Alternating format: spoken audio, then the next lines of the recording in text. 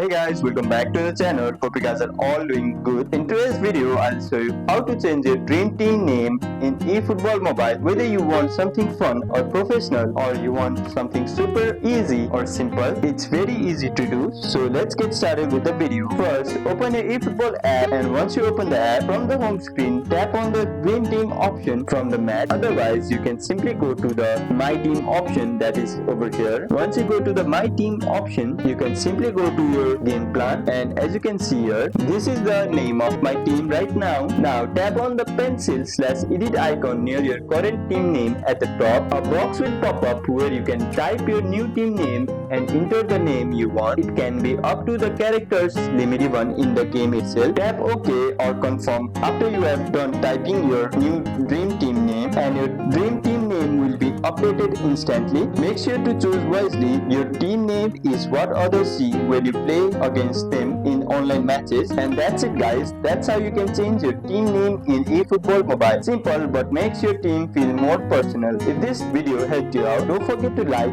subscribe and share your new team name in the comment section below. Thank you for watching, and I'll see you on the next one.